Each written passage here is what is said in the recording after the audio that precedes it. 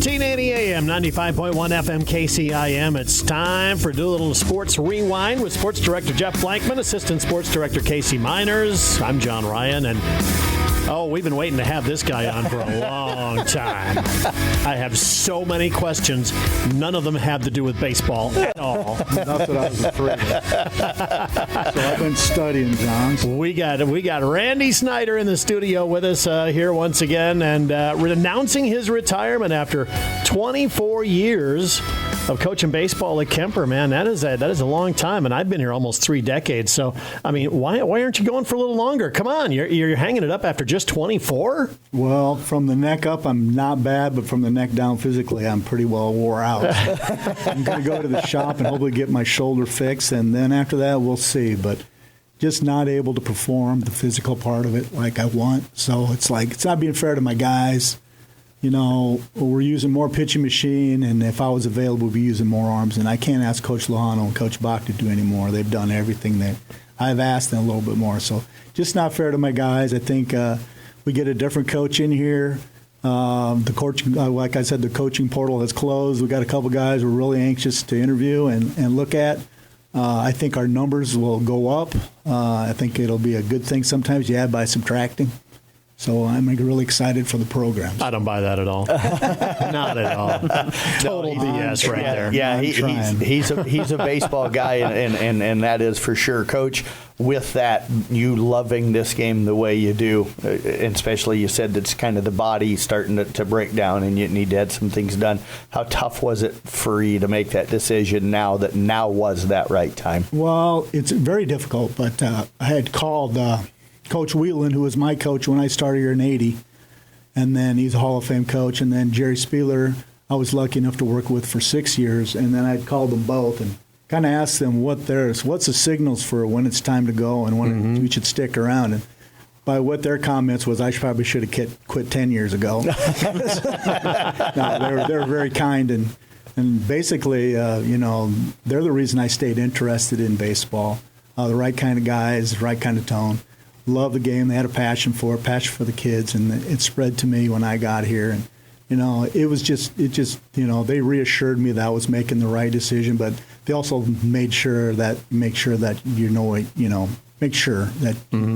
because after you go here, there's no coming back, and you're not going to want to try again. So yeah, Jerry Spieler, he was kind of the philosophy 10 years is enough and be done with that. You went a little bit longer than that. Yeah. You had your sons, of course, you coached that, so you had your reasons for going longer. Yeah, and a lot of people get in it because your kids play. When I started, my kids didn't play. Reese didn't play till 2012 or 13 is when he got started as an 8th grader, and then see him go through and be on a state championship games 2 years in a row in 16 and 17. But the big thing with him was I just loved to coach with him. He played at college level at Morningside a couple of years. It's just about as much fun coaching with your kid as he can play for it. So that was really enjoyable. He's gone on to different things now. So, it's like, talking to Coach Spieler, Coach Whelan, they reassured me that the job had been done the correct way, and that's what I wanted to hear. What we love about you, Randy, is that you love the game of baseball, and you do that off the field as well, off the coaching diamond.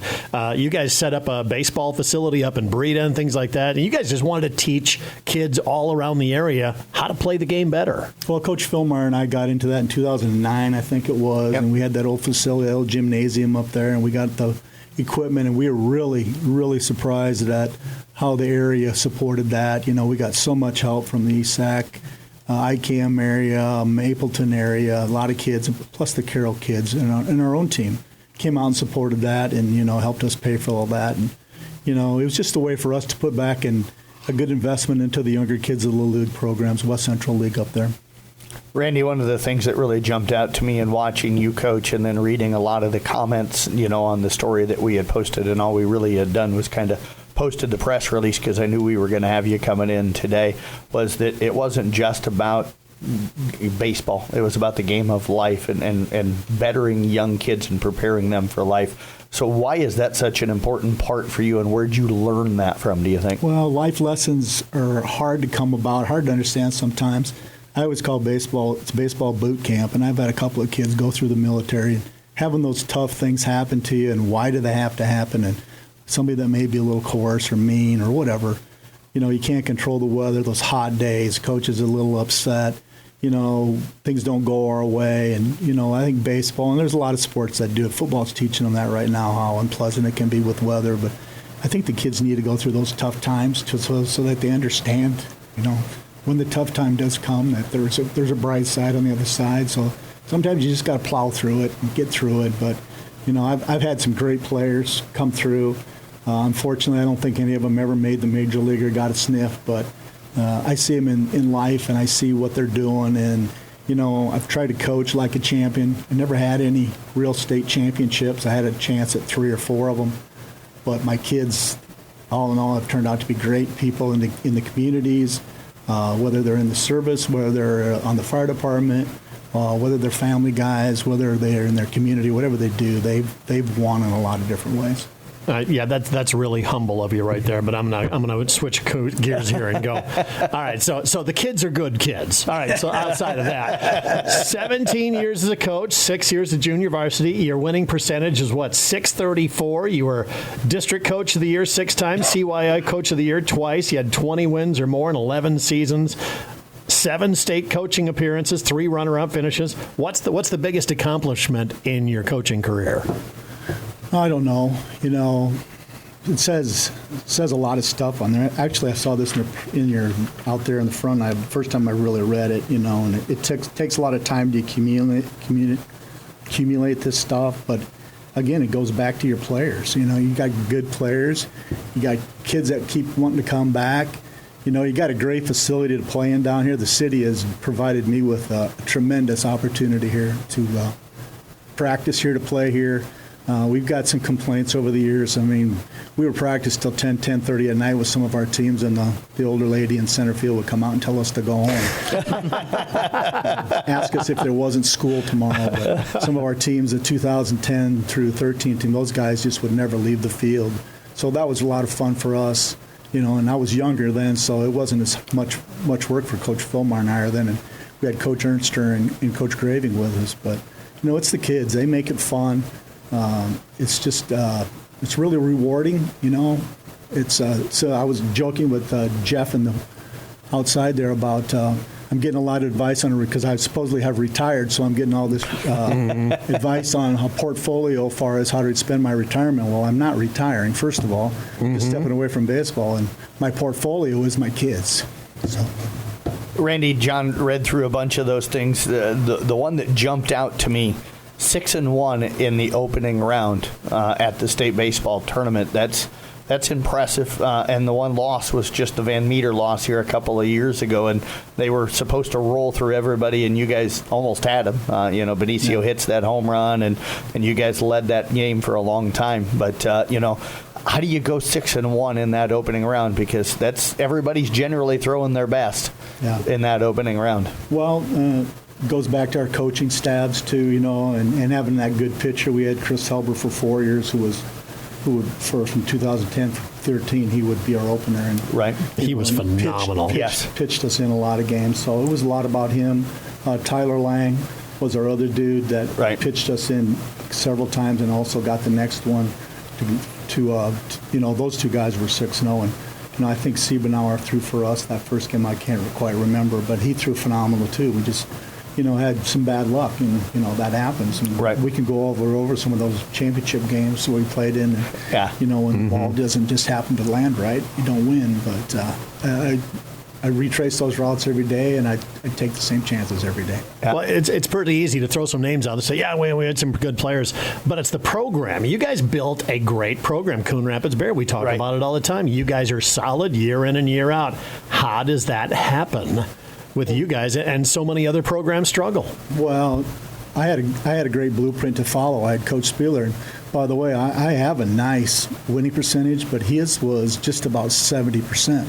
He was 694, and he played 3A, by the way, fellas, and that's pretty impressive. Right. We were bouncing him back and forth. I think the last 2 years maybe the last 3 years he did 2A, but we played 3A all the way through, and our district was Carroll High, Atlantic, Denison, Harlan. That was our district, and to win a district then was, I'm not downplaying what we did, but that was really difficult. So I had a great blueprint.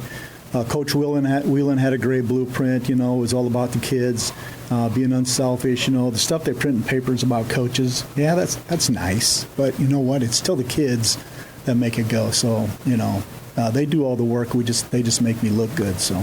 And that's a full-time job. You mentioned those coaches, kind of to spin on that a little bit. What is it with Kemper that it's become such a baseball tradition school? Because this is something that's been going on, 40, 50 years or more? Well, I think that goes to the administration, Mr. Stuffus,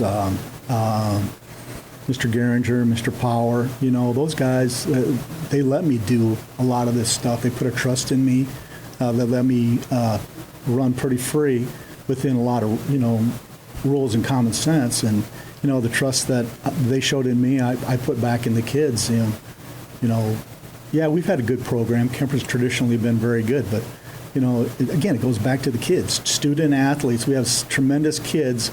And we have very few times we'll have one kid that will just sit around waiting for baseball. They're multi-sport athletes, and they're student athletes. They do very well in the classroom, all in all, and they're under the gun a little bit, and it's tough to be a student. I don't remember how many 3-sport athletes we had. I remember when Kyle Berg was with us, he was the last 4-sport athlete I think we had.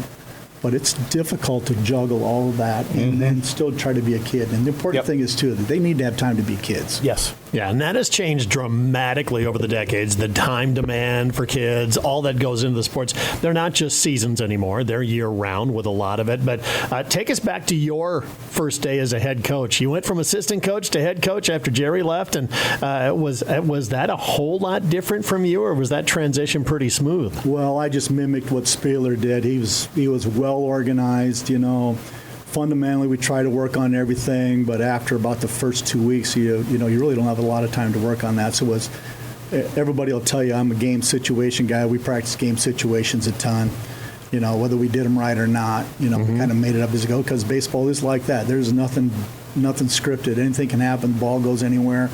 Base runners can go anywhere. Anything can happen. So. I don't know if it was smooth.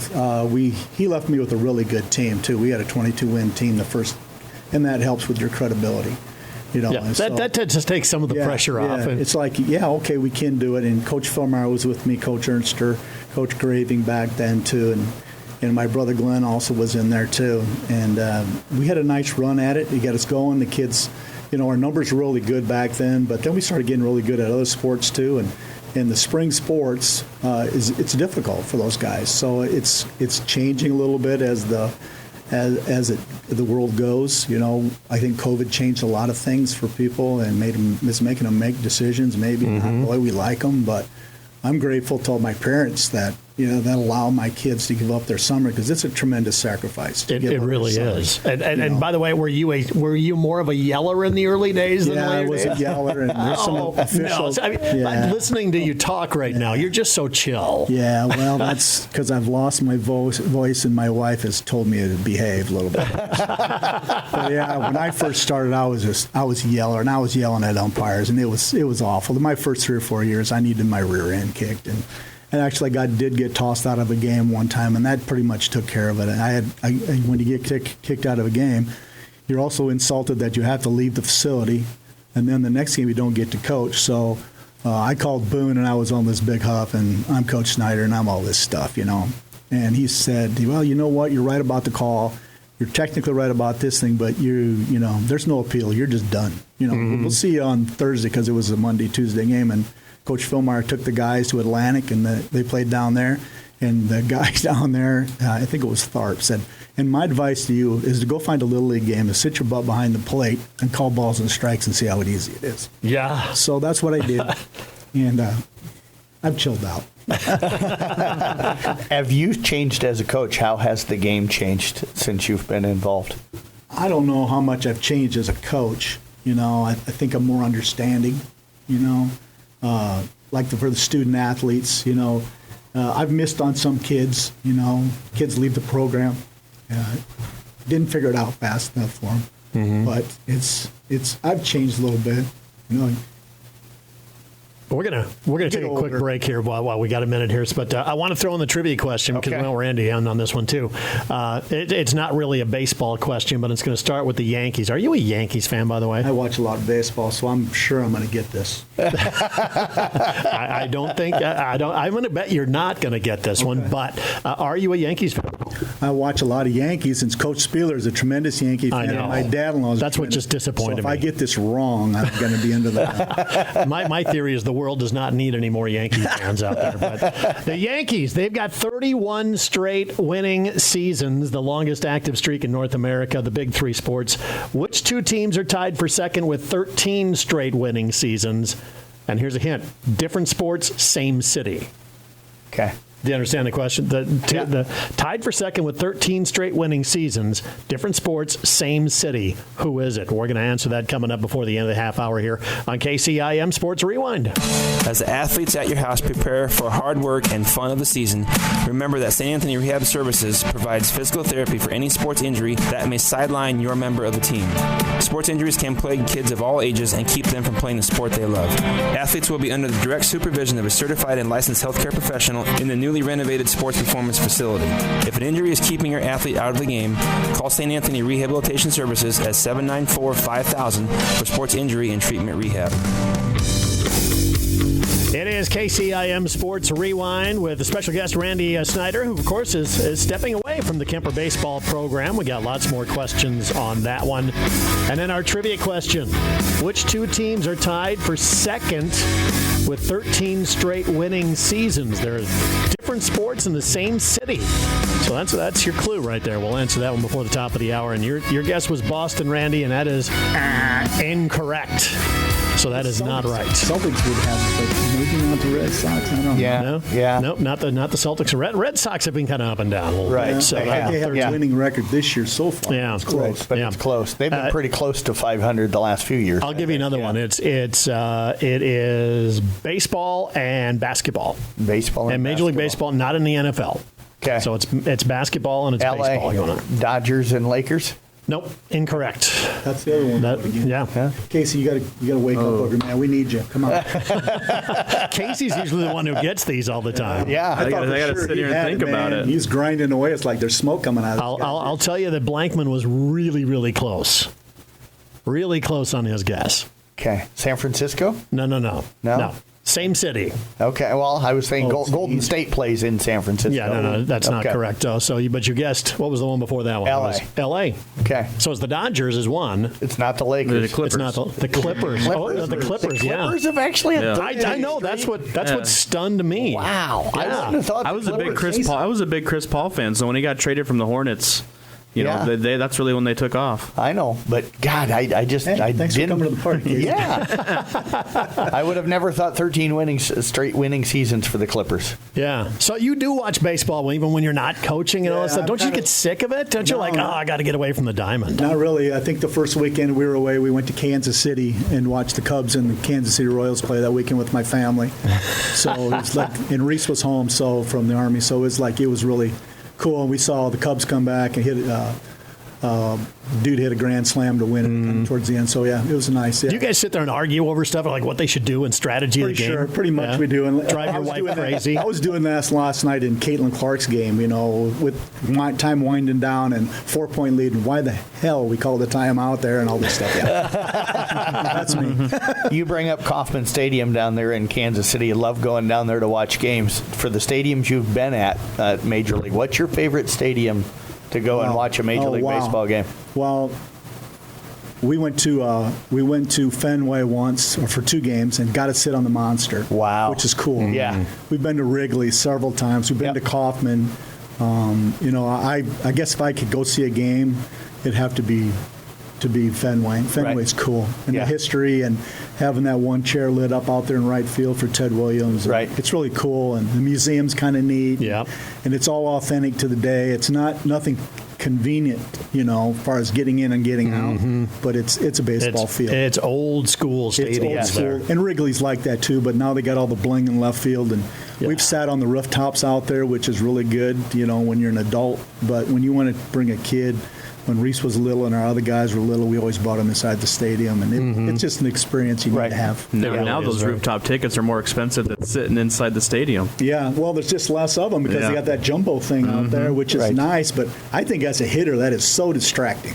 I mean, that thing is moving and it's flashing, and it's like, I know they got the batter's eye out there, but that's about 4 inches wide when you're trying to hit a baseball. It's like, and to be able to hit a baseball that's coming at you at 100 mile an hour, 90 mile an hour, at different slopes, at different speeds. It's just like, it's difficult. Yeah, it's funny when I sit there and watch some sports every once in a while, I'll be talking to the TV. My wife calls it coaching from the TV, but I also suffer from sports Tourette's. I don't know if that's the same at your house. Yeah, my wife usually likes to leave the building when I'm watching sports, especially basketball lately, and it's fun. It's hard to watch, or just watching Morningside baseball, and college baseball, and just watching that. You always have a little advice, and you always seem to sit by the wrong person that has more advice.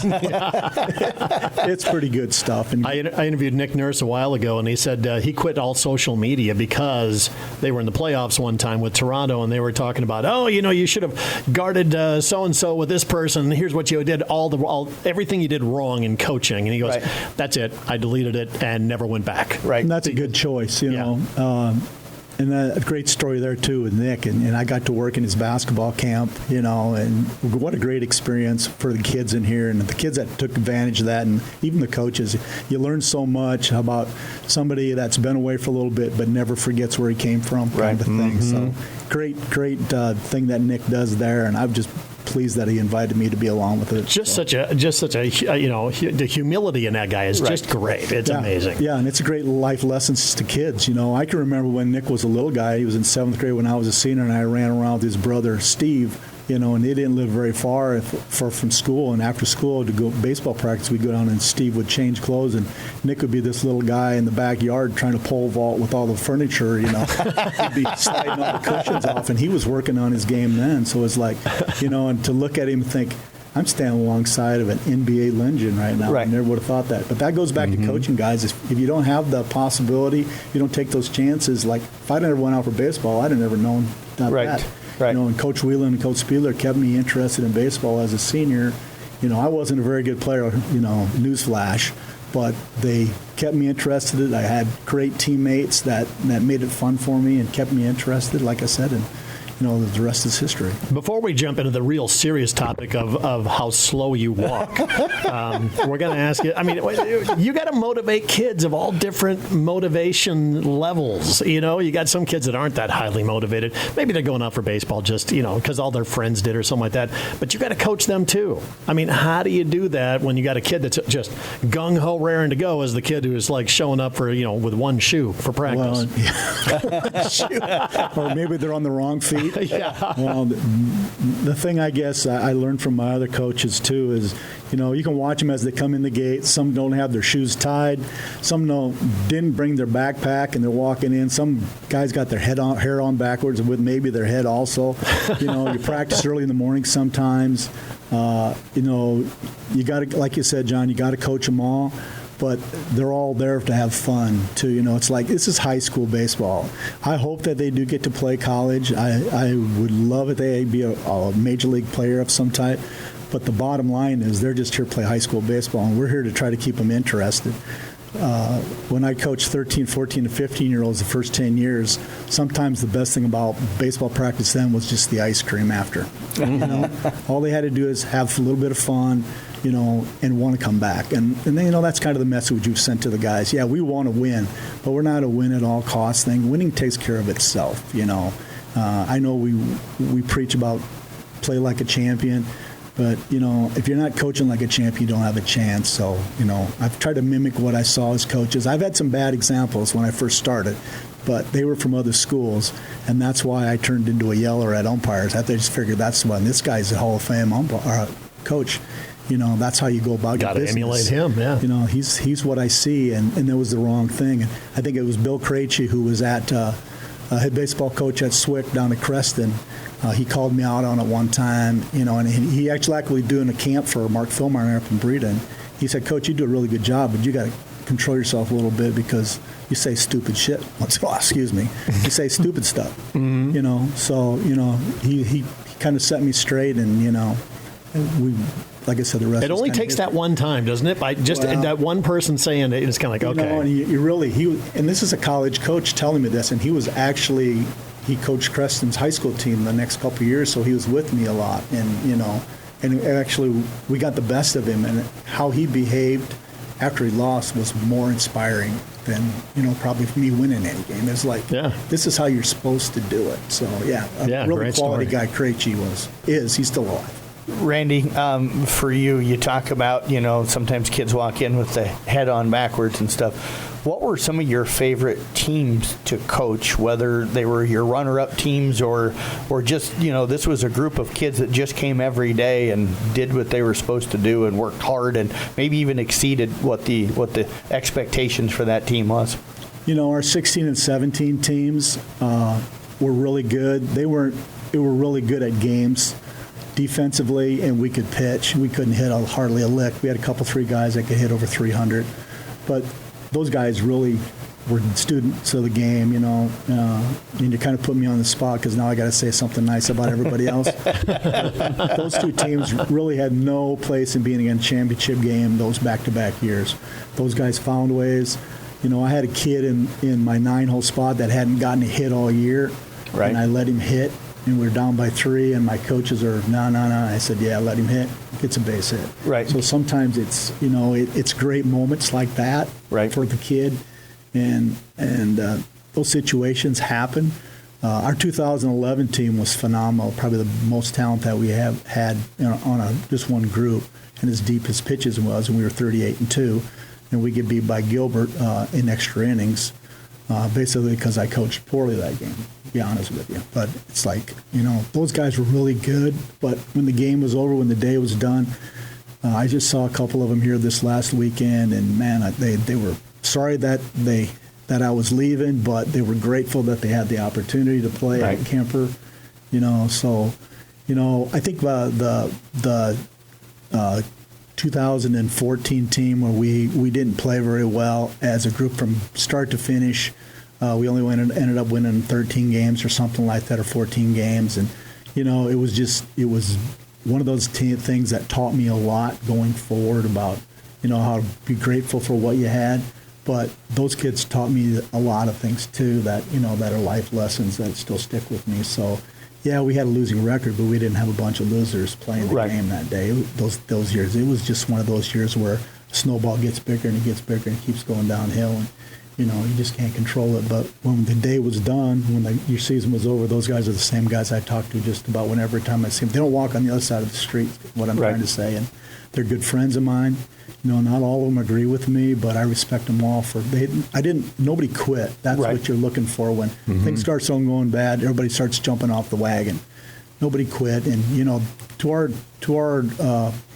program's direction, we haven't had a lot of those guys, but I said I missed on some kids, and the luxury that I've had the last 4 years with Coach Luhano and Coach Bach is I've been able to be more personal with the kids, watch them when they come through the gate, know what you're getting, pay attention.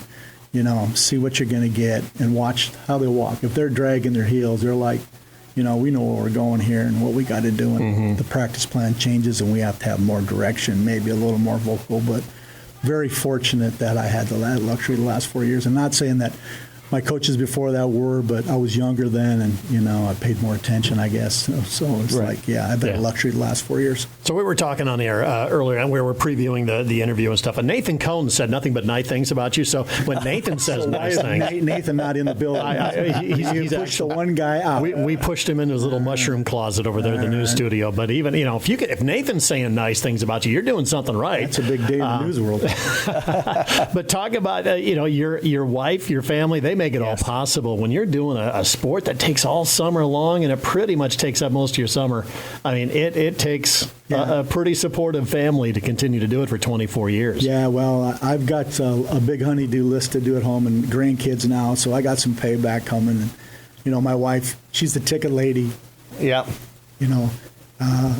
She greets the teams when they come in. She's the family operations manager, the general manager. What do they call that? The George Costanza operations. She's the traveling secretary, the assistant to the traveling secretary. She gets no credit. my kids, I've talked enough about Reese and the other two boys. The older two boys, Casey and Josh, played for me in my instructional leagues. It's going to be nice to have a little more time to spend with them. My grandsons are out in Omaha at St. Wenceslas and playing baseball, and if you ask me, I think they're both making the pros. So just to chalk it up. So when you see the name Dazinski, you'll know what it is. But I've been very blessed to have a very unselfish group at home to support me. And the people that I do business with. I'm running 90 miles an hour, and they know what I'm like in June, and they don't plug me up with stuff that I don't want to hear. So, by the way, you also years ago, I don't know if you got to remember this, right? We were giving away Barry Manilow tickets on the air. I had to sing, and you came on and sang a cappella Copacabana, and you wouldn't stop. I'm like, okay, that's good enough, Rand, and you kept on going. Hey, they were free tickets. Let me tell you, you did that for your wife because she wanted the tickets. You're right. I can't believe you remembered that, John. Well, I am so impressed. It left an impression on me. I'll tell you that much. I'm not sure it was a good impression, but it was an impression. I was way off. Yeah. So walking to the mound, we got to address this issue because, dude, we didn't have all night to broadcast. Why did it take so long? Were you there this year with the Coon Rapids game? And yes, Coach Waddle. I'm going to ask his forgiveness. The 36 walk game or whatever it was. Game. We got done like 3.5 hours, and there was like 8 mound visits. And 3 of them were by me because I was so PO'd that we could not throw a strike, and maybe we didn't field the ball. And well, the whole process behind this, John, and I'll explain it to you slow here, but it's like everything else here. 30 seconds, 30 seconds news spots or your advertising. I'm just being very unselfish for you guys. You can get 2 advertising spots in by the time I'm out and back.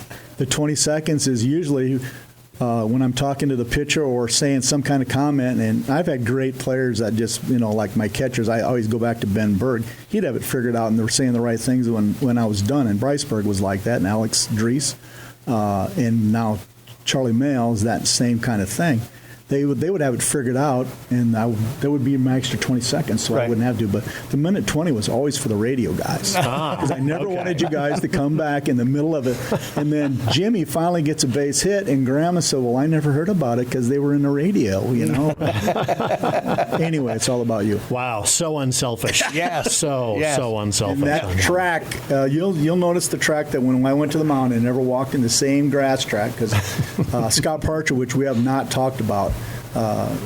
Always took so much care of that thing, and so grateful to him also as we wind down here that he gave me he adapted to my schedule so well, and just a great guy, and I love that guy. So I'm really grateful to Scott, really grateful to the city, Chad T. Meyer and all the people, and really grateful to they gave me a tremendous opportunity, and so did Kemper. So I'm grateful.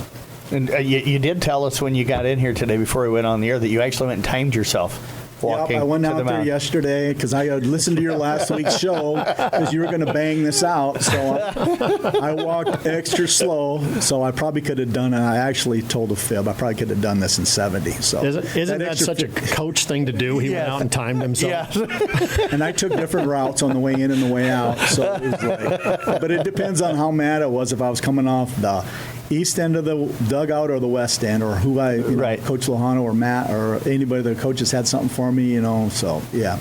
It's all good. I appreciate the poking the bear kind of thing. And if you guys noticed, before I started walking, I looked up there, was kind of mimicking that you should go to advertising right now.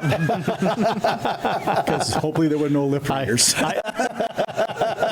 I miss those signs from the dugout. It's like, take a commercial break. We're about to be out there. You guys should get one of those radio things in your ear like our catcher has so that we can just tell you, hey, I'm thinking about getting a guy up. I need some time. Okay. Yeah. But, hey, I really appreciate you guys. In case if you don't ask one question, I'm not leaving. So anyway. I don't got anything for you. So. Oh, my gosh. Casey. I always say this. It's always easy to tell. And with you and Waddle, I think I've really caught on to when you're going to go on the mound is whenever you got that clipboard in your hand, you just set it on top of the dugout, it's like, okay, if he walks this next guy, we're going to get a mound visit. So it's pretty. You might walk a little slow out there, but it's always easy to tell when it's coming out there. Might walk a little slow. We've graduated from painfully slow to might walk a little slow. By the next time you're on, you'll be lightning fast. Yeah. So. Well, it was all about getting the next guy ready. I'm in the bullpen, so it takes a while for some of my guys to get up. So I want to thank you guys too for covering us. Some of those nights when you guys had got to go home, and maybe I was a little put off in my interviews. You guys still stomached me and put through it, and the quality that you guys do for our players and all the kids in Carroll here is just phenomenal. I think we all coach every day. You guys do a good job of coaching too.